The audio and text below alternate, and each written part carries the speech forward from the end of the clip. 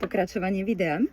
A teda, ak si nie sme vedomí si tých zranení, ktoré v sebe máme a ktoré v sebe nesie ten partner, tak si ich môžeme vzájomne takto do nekonečna pingpongovať, až teda ukončíme tento vzťah a povieme, že tento vzťah nebol funkčný. Alebo v týchto vzťahoch veľakrát, čo sa deje, je naozaj takzvaný boj o moc, o to, kto zvíťazí. To naše ego, to naše vnútorné zranené dieťa sa snaží bojovať, alebo zranený muž, zranená žena. A teda vzájomne superíme namiesto toho, aby sme sa podporovali. Alebo keď povieme, že nechceme vzťah, veľakrát je to preto, že možno sa bojíme, že nás bude brzdiť v tom našom poslaní, ale práve vedomé vzťahy sú tu na to, aby nás podporovali v tom našom poslaní duše a nie aby nás brzdili. Pokiaľ nás brzdia, tak nás brzdia skôr tie naše vnútorné zranenia.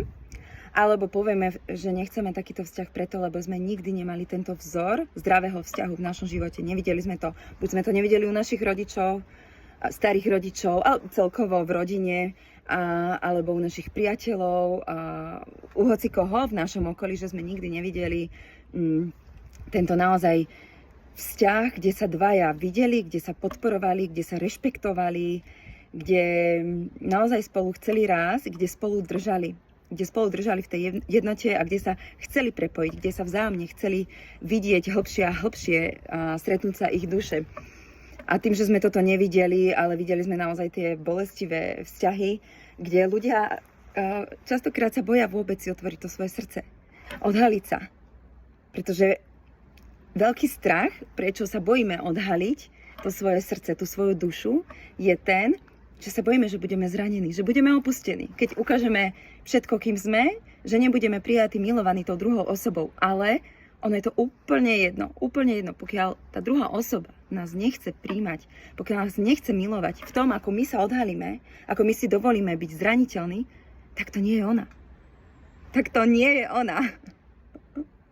Ale pokiaľ my milujeme seba dostatočne a poznáme tú svoju pravdivosť, poznáme tú svoju cestu duše a vieme, kým sme, čo stelesňujeme, tak potom sa nemusíme bať, že tá osoba, ak sa zlakne, tak odíde, tak nás opustí. Je to v poriadku, pretože my sme v sebe. My vieme, kým sme a vieme, čo si zaslúžime a vieme, čo je tá naša cesta, čo sme tu prišli stelesňovať aj v tom partnerskom vzťahu. A teda kráčame ďalej. S tým, že vieme, že vlastne keď sa milujeme, tak vnímame svoju celistvosť, príjmame seba v plnosti. Príjmame sa aj v tej mužskej energii, aj v tej ženskej, nezáleží na tom, v akom zrodení sme, či sme muž alebo žena. A príjmame seba a vieme, kým sme naozaj, že vlastne nám nič nechýba, pretože keď ideme do vzťahu z toho, že nám niečo chýba, tak to bude vždycky závislý vzťah. Ale keď my uzrieme tú svoju vlastnú celistvosť a príjmeme ju v láske, tú mužskú časť, aj tú ženskú časť nás a predovšetkým ženy, to svoje zrodenie ako žena a muž toho muža.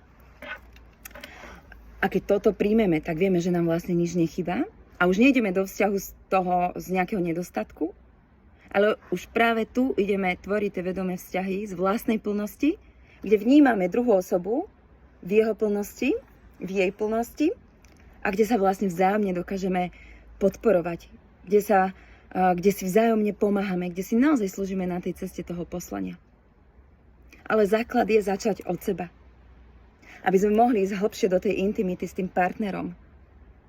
Aby sme mohli byť a ísť hlbšie do toho vnútorného sveta, vnímať aj v tej tichosti, vnímať nielen naozaj cez tie činy, kto koľko upratuje, kto koľko varí, kto koľko peňazí prináša a tak ďalej, kto sa ako stará o rodinu, ale aj do toho vnútorného sveta, kde vidím ja teba a ty vidíš mňa, kde načúvam ja tebe a kde načúvaš ty mne, kde cítim ja teba a kde cítiš ty mňa. A práve tomuto sa budeme venovať na workshope Umenie intimného partnerstva. Jednodňový workshop pre partnerov, ktorý bude 1. marca, kde pôjdeme naozaj spoločne do tohto vnútorného sveta, aby sme sa konečne uzreli. Aby sme vnímali tú osobu, s ktorou tvoríme ten vzťah. Aby sme si dovolili ísť hlbšie a naozaj uvidieť aj cez tie zranenia, prepustiť ich. Aby sme videli seba, odpustili sebe, ale aby sme dokázali vnímať aj toho druhého. A naozaj sa v tej intimite prepojiť. A nielen tej fyzickej intimite, ale aj tej duševnej intimite. A následne 8. marca začínam so ženami free masterclass Femme Fatale, kde sa budeme venovať tomu, aby sme sa zamilovali do seba, aby sme vnímali tú svoju vlastnú plnosť, aby sme si otvorili to naše srdce, aby sme sa otvorili s tou našou ženskosťou, s tým, čo stelesňujeme, aby sme sa videli a aby sme si dovolili naozaj vstupovať do týchto vzťahov následne. Aby sme naozaj uzreli v tom, že je v poriadku si otvoriť to srdce, je v poriadku byť milovaná a je v poriadku milovať aj druhého. Vidieť seba a nevstupovať už do týchto zraňujúcich vzťahov, kde sme totálne odpojené od seba. Kde nevnímame tú hodnotu, ktorú prinášame my ako ženy do toho vzťahu. Ale práve naopak. Takže tu pôjdeme ešte hlbšie v tejto free masterclass, ktorá bude dvojdňová 8. a 10. marca. Začneme na Deň žien, takže pôjdeme iniciáciou do ženstva. Bude to veľmi intenzívny rituál.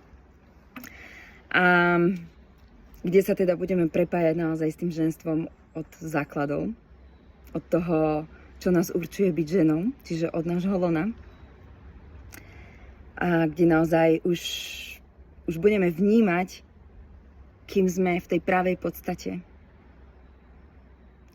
A pozývam vás na workshop Umenie intimného partnerstva, aj túto free masterclass Femme Fatale. A link v bio, alebo link pod týmto videom, kde sa môžete prihlásiť. Teším sa na vás.